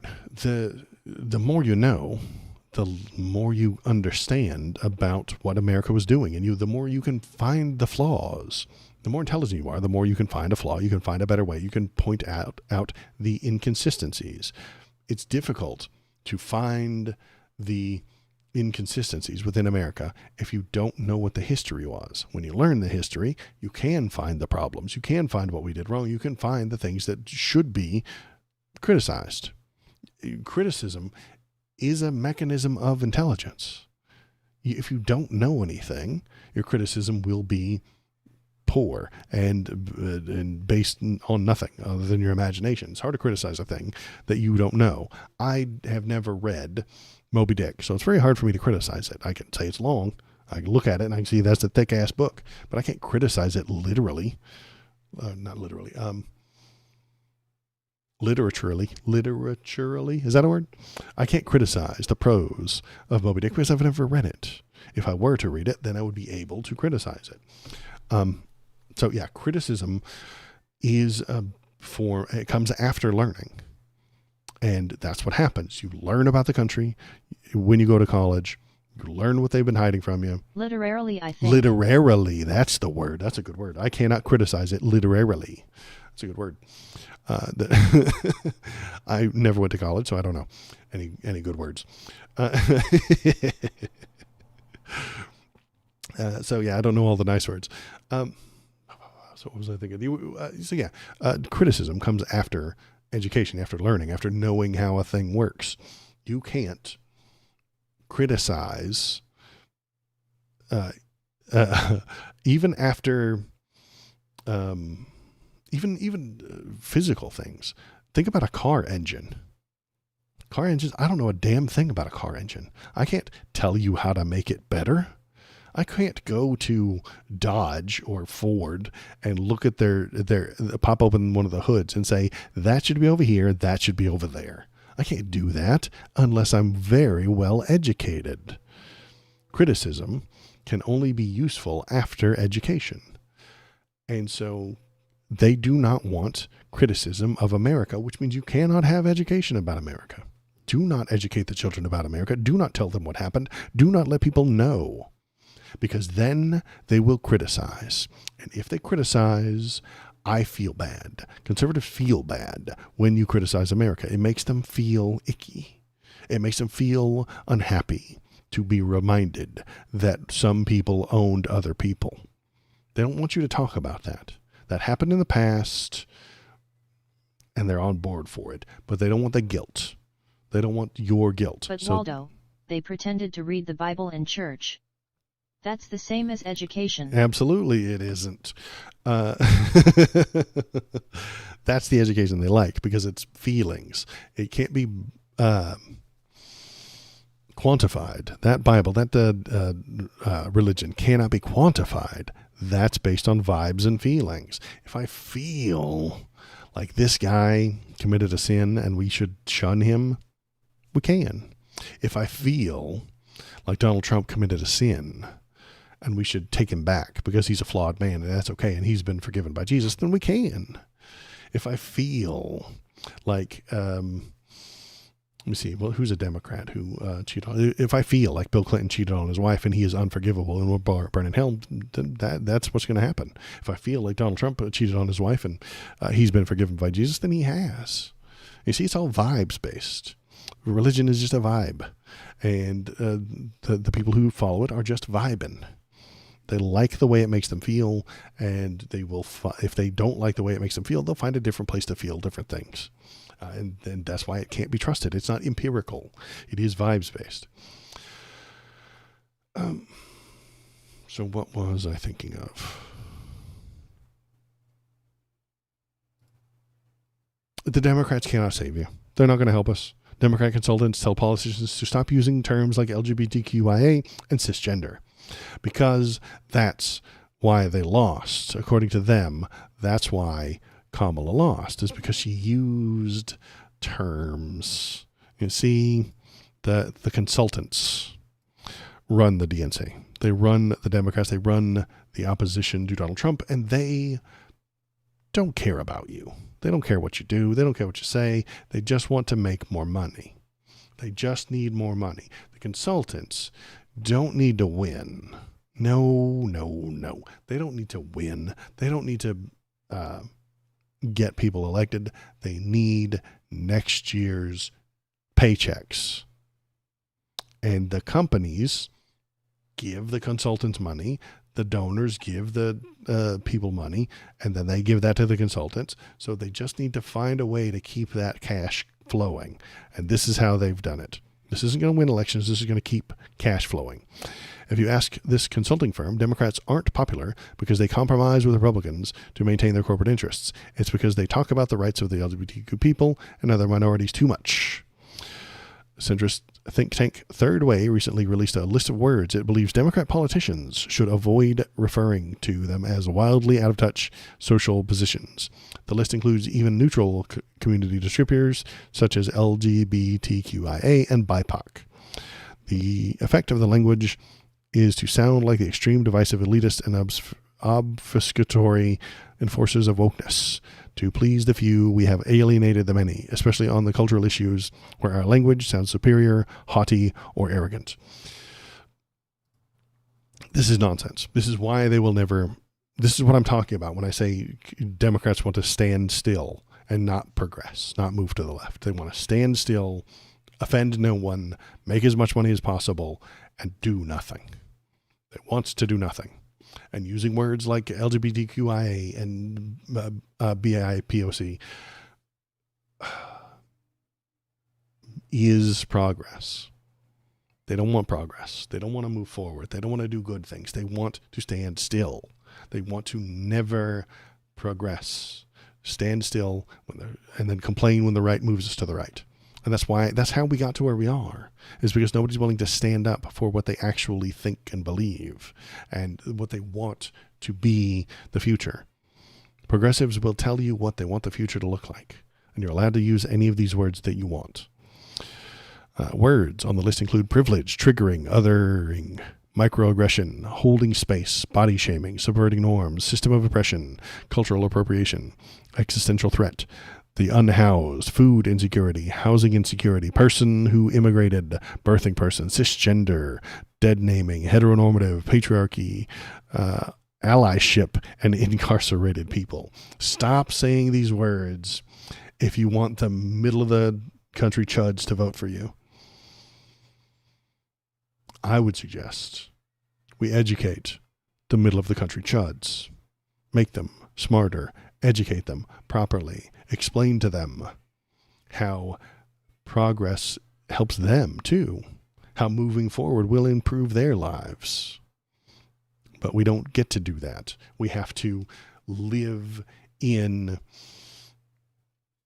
this capitalist hellscape, this fascist, this authoritarian government we've got now won't educate people because it doesn't want educated people. It wants mindless drones. It wants you to be dumber. Conservatives want you to be dumber. Feel more, know less. Conservatives want you to feel all the vibes. They want you to feel the fear of the immigrant. They want you to feel the gratitude towards the state. They want you to feel the love of Jesus. They do not want you to know what America used to do. They don't want you to know about the people who are in a community that are different than yours. They don't want you to know that some people feel left out when you say a prayer in the middle of the football game. They don't want you to know that there are people different than them. You will be a conservative or you will be harmed. You'll be a conservative or you will face consequences. Economic consequences. Tariff the companies that aren't supporting Donald Trump. Tariff the companies that are continuing to hold a rainbow flag. Can tariff the companies if they put a rainbow sticker on one of their products. Tariff the companies if they are pushing woke agendas. Meanwhile, Mamdani is the most popular Dem. Like, how do you look at the voters demanding them to stand up to Republicans and demanding social programs and say actually you just don't like woke? It's full-blown uniparty derangement. Uniparty derangement, absolutely. The Dems who don't like that stuff, who don't like Mamdani, are doing it because they want money. They don't play this game. The Dems who are anti-Mamdani don't play this game because they want a better future. They don't care about you. They don't want something better for the people to come after. They want donor money because they have seen the game. They recognize the capitalist hellscape that I'm recognizing, that you're recognizing, that we all see in front of us, the capitalist hellscape, and they need their piece. Hakeem Jeffries has still, Hakeem Jeffries, the head of the Democrats in the House, won't endorse Mamdani, the Democrat who won the Democrat primary in the Democrat city of New York.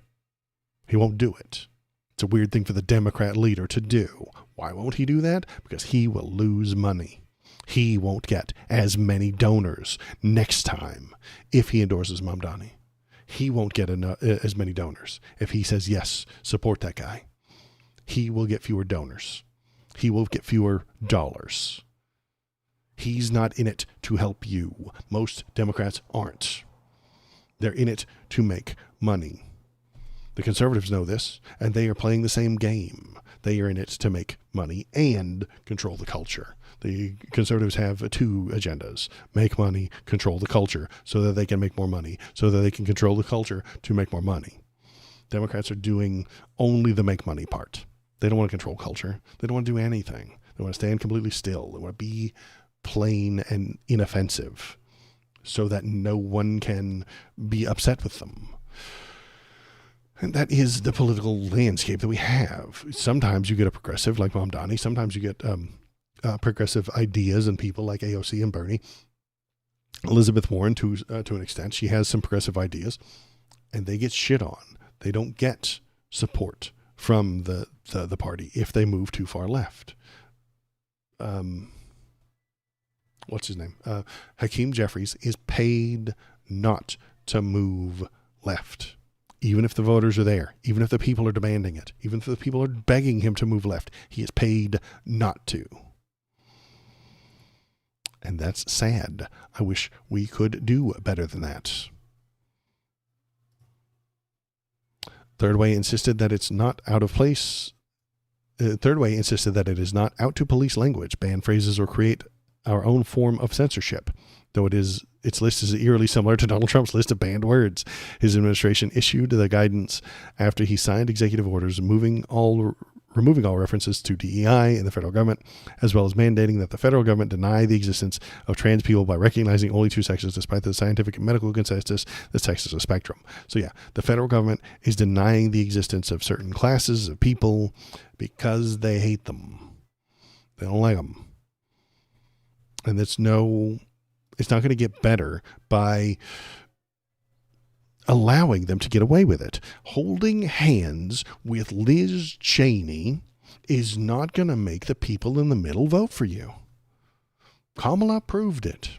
She moved to the middle. She brought all of these sensible Republicans with her. And she held hands with Liz Cheney on stage.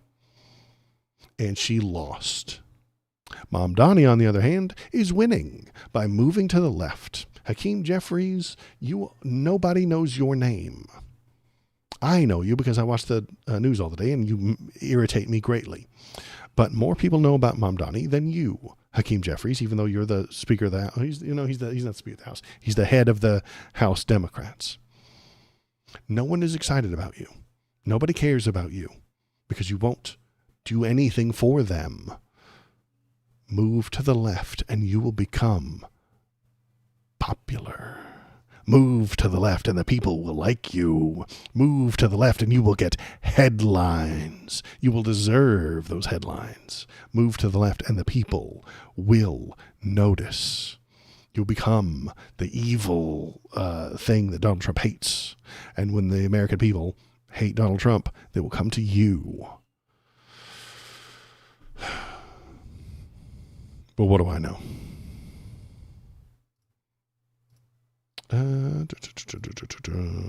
Oh, hey, here's another one. Minnesota Democrats revoke endorsement of Democrat Socialist candidate for Minneapolis mayor. Gotta be Luke. They are turning on this progressive. The Minnesota Democrat Committee on Thursday revoked the party's endorsement of mayoral candidate Omar Fatah, a Democratic Socialist challenging the incumbent Democrat mayor in Minneapolis. Fatah, I don't know how to pronounce that, Fatah, was the top delegate winner in Minneapolis' Democratic Farmer Labor Party convention last month. After a thorough, so this is the Dems, this is what they said. After a thoughtful and transparent review of the challenges, the Constitutional Bylaws and Rules Committee found substantial failures in the Minneapolis Convention's voting process on July 19th, including an acknowledgement that a mayoral candidate was errantly eliminated from contention. As a result, the Constitutional Bylaws and Rules Committee has vacated the mayoral endorsement. So they're using the rules and the Bylaws and Rules Committee to not support this person because this person is a left-leaning person of color. But they're not allowed to say that anymore. They're not allowed to talk about that anymore. You gotta not talk about those things. The Dems won't make money if this guy runs for office. And when he's in office, he will make laws and rules that do not help Democrats make more money, which means he cannot be allowed. He must be thwarted, even if it's by cockamamie rules.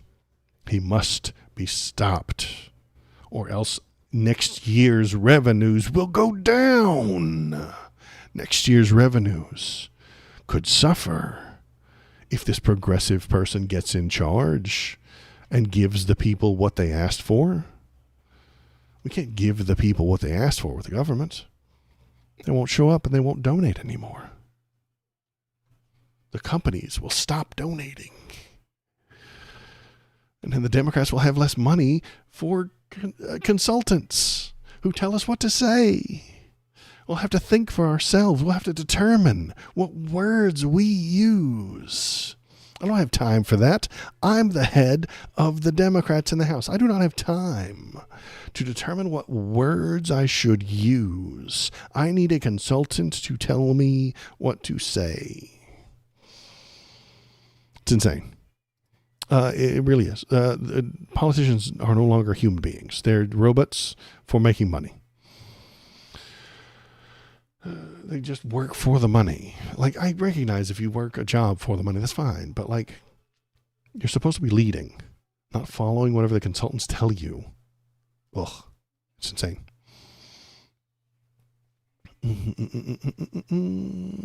So here we go. Trump administration is reviewing all 55 million foreigners with U.S. visas for any violations. So these people, these 55 million people, followed the rules and they have a visa. Now, they're going to look at all these people and try and get rid of them. Trump administration said Thursday it would reviewing more than 55 million people who have valid U.S. visas for violations that could lead to deportation, part of the growing crackdown on foreigners who are permitted to be in the United States. In a written answer to the question from the Associated Press, the State Department said all visa holders, which can include tourists from many countries, are subject to continuous vetting, with an eye towards any indication they could be ineligible for permission to enter or stay in the United States. Such information should be found, the visa will be revoked. And if the visa holder is in the United States, he or she should be subject to deportation. Since President Donald Trump took office, his administration has focused on deporting migrants illegally in the United States, blah, blah, blah, blah. There were 12 million green card holders 3 million people in the U.S. on temporary visas last year, according to the Department of Homeland Security. The 55 million figure suggests that some people subject to review would currently be outside the United States with multiple entry tourist visas. Okay. The State Department said it was looking for indicators of ineligibility, including people's staying past their authorized time frame, criminal activity, and threats to public safety, engaging in any form of terrorist activity, or providing support to a terrorist organization. You know what this is going to mean? This means they said something about Israel on Twitter. If you have one of these visas and you called what's happening in Gaza a genocide, the way I do, the way most people do, they will revoke your visa. If you said Palestine shall be free, free Palestine, on Twitter, they get to revoke your visa.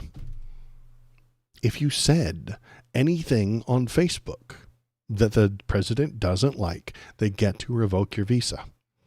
If you say anything that the president doesn't like, you are in violation of the only rule that exists within America any longer. The only law that exists in America is what Donnie likes and what Donnie doesn't like. That's it. That's all there is anymore. That's the only law that exists. If he doesn't like you, he doesn't like what you did, he doesn't like what you said, it's illegal. If he does like it, it's allowed. Doesn't matter how it used to be illegal. Doesn't matter how criminal it ought to be. It's allowed. If he likes you and supports you, you are legal. If he doesn't like you and he doesn't like what you're saying, he doesn't like what you're doing, it's illegal. That's it. That's all there is. And we can see that right here with John Bolton. Look at John Bolton. John Bolton is a neocon.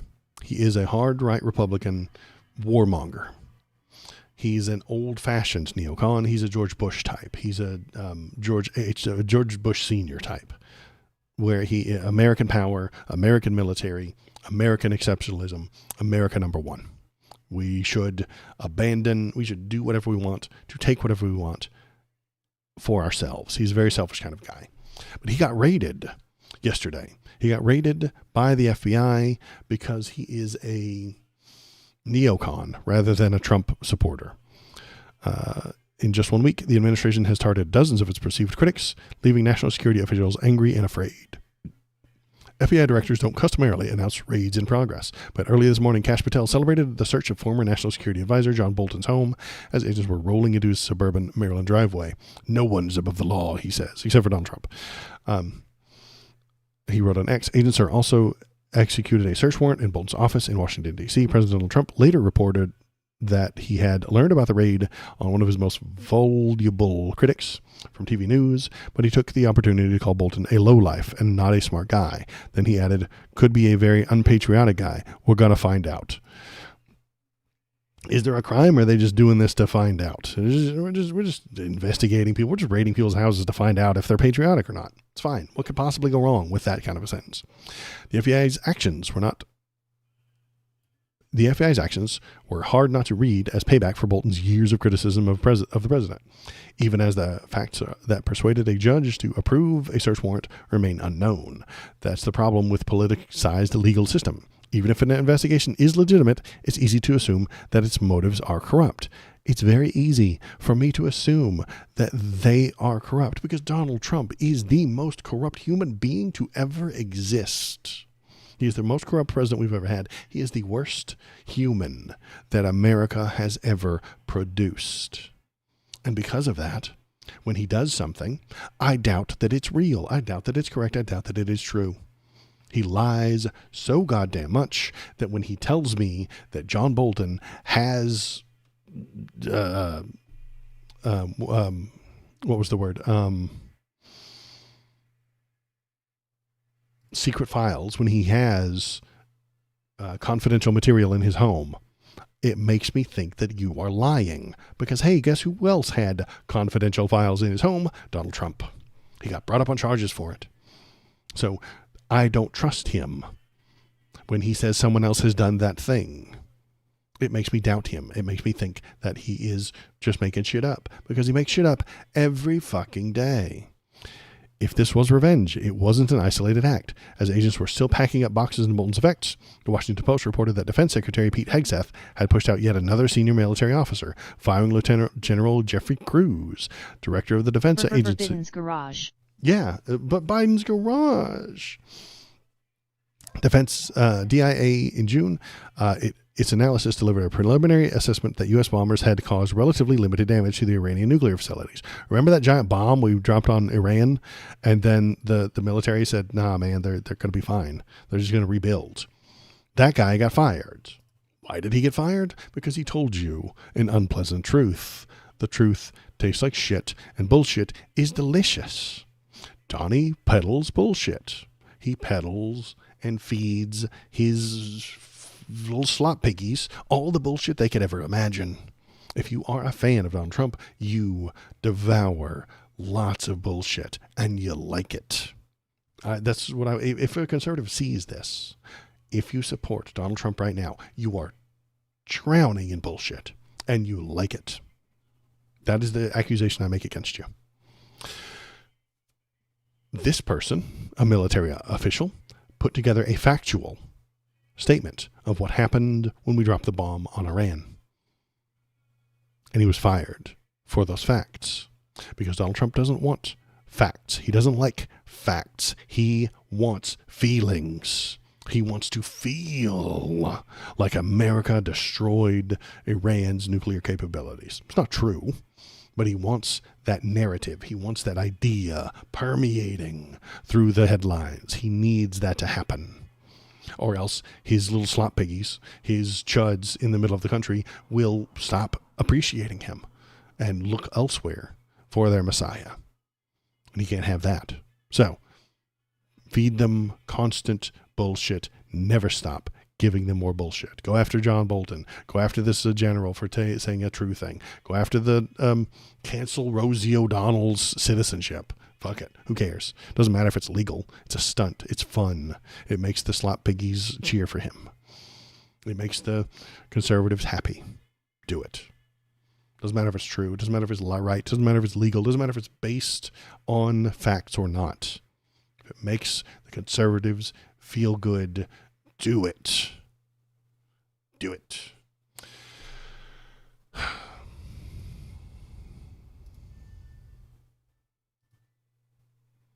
I think that's it for me today. Ghislaine Maxwell lied a lot. That's all I got to say about it. I know I should cover it more thoroughly, but she lied a lot. She constantly said no. So they released a transcript. This is going to be very short. LOL. I don't want to talk about it. It's already, I already have a sore throat. But she did the thing that I predicted she would do. The person, Todd Blanche, who works for Donald Trump, loves Donald Trump, adores Donald Trump, and is paid by Donald Trump to lie to you on a regular basis, went to talk to her. She lied to him because she's not an idiot. She's been convicted of child sex trafficking. She has been accused, and maybe even convicted, of perjury. You know that thing where you lie to a judge and a jury? She's done that. Trump should have just put his Bolton statch on an arrest warrant. Then I might be able to get on board. Right, and maybe I'd be on board for that. You just put that there, and then let it happen. But yeah, she has done perjury. She has done lies, and she has done a lot of crimes. She's in jail for the next 20 years for sex trafficking. The important question is, who did she traffic the sex to? Can we find out who she did that to? No, we don't know who that was. That's all covered in secrets. Maybe that should be the conspiracy. Who did she traffic the children to? Can we find that out? Who paid her? Can we find that out? Who did Jeffrey Epstein work with? Can we find that out? Who paid him? Why is he so rich? How did he get all that money? No, we're not going to find any of that out. No. No, you can't. Those are the wrong questions. Donald's personal lawyer went and asked her how nice Donald Trump is. And she said, so nice. And then he asked, isn't he great? And she said, so great. Has he ever done anything wrong? I already know the answer to this question, but he's never done anything wrong, has he? And she's like, no, he hasn't. And now she gets moved to a nicer jail cell. And on Donnie's last day as president, he will pardon her. That's my prediction. She's going to stay in the nice prison for the next 3.5 years, and then he will pardon her. Either because he has won the next election for his third term, or he's on his way out. Something happened, and the Civil War is raging, and he'll just pardon her and then sneak away. She's going to get a pardon 3.5 years from now, one way or the other. That's what's going to happen. And she just said nice things about him. In that transcript, she also says Epstein didn't do anything either. Exactly. She referred to him as Epstein. What? Do you refer to your significant other by their last name? She didn't call him Jeff or Jeffy baby or Jeffrey or... She was dating him. She was his girlfriend. She slept in the same bed as him. And she called him Epstein. That's weird, right? Usually when you refer to someone you are familiar with, you use their first name. But not her in this thing. Because she was told what to say. Her lawyer said, say these things, and then Donald Trump will get you a pardon, and then I'll get paid. And then I'll get to write a book about it and get money. So it's all about corruption. Donald Trump is the most corrupt person. He's surrounded by corrupt lawyers. The lawyers are all corrupt. They all know what the rules are. And it's the only law that exists in America anymore is make Donnie happy. If you make him happy, he makes you happy. If you make him mad, he hurts you with the power of the government, with the power of the culture, with the power of the economy. He hurts you. That's all there is. It's all that exists. If I got so popular that Donnie noticed me, I would suffer for the things that I have said. He would put tariffs on me. He would put tax liens on me. He would attack me culturally, economically, and maybe even with state violence. It's true for you. It's true for everybody. It's true for all of the people in Los Angeles. It's true for every person in the media right now. That's why they're being so nice to him, because they know. Tariffs on Waldo merch. Tariffs on all the Waldo's merch. All the Bulbasaurs. What Waldo merch? All my tinfoil hats. I sell these tinfoil hats. The world won't recover.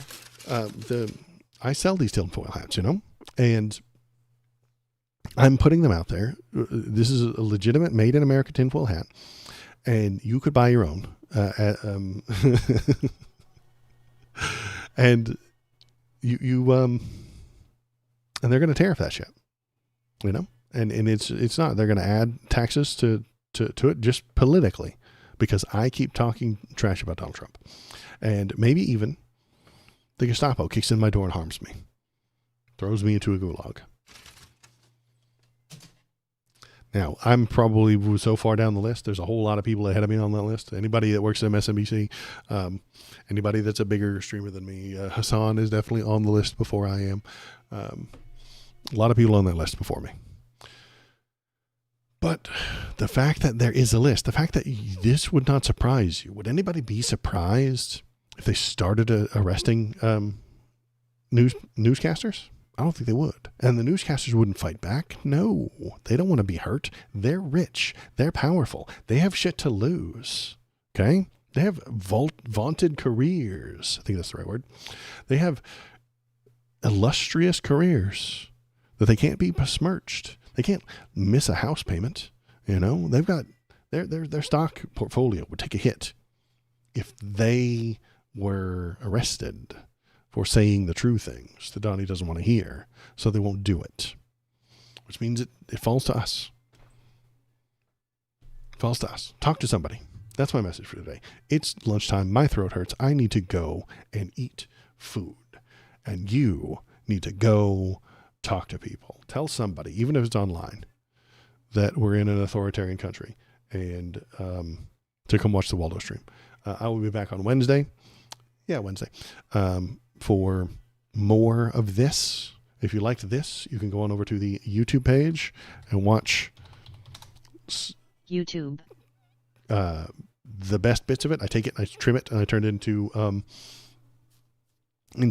smaller videos. If you're watching this live on the YouTube on the YouTube live tab, drop a comment. Let me know. Like I saw 300 views or something like that on one of the live streams the other day, and I was like, what the hell Hey, did that Waldo, happen? we're in an authoritarian country. You nailed it. You got it. Any of it. You nailed it. See, that's the kind of energy we need. We need people to keep telling each other that. And you did it. You got it, buddy. Homework accomplished. You nailed it. And you get an A+ on your homework. Go on over to the YouTube if you want to watch the thing. If you're watching in the live feed, drop a comment in there, because I don't know who's watching it or why or how. Am I doing a good job there, or do you like watching the live with no music? When I edit the videos, I turn them into little videos, and I put the bass track underneath it because I think it sounds nice with my voice. And those usually get more views, but somehow the live one got a lot of views. I don't know. If you're watching the full thing, I appreciate you, and I love you, and I thank you. And I will be back on Wednesday unless the Gestapo kicks in my door and drags me off to the gulag. Have a good day. Bye-bye.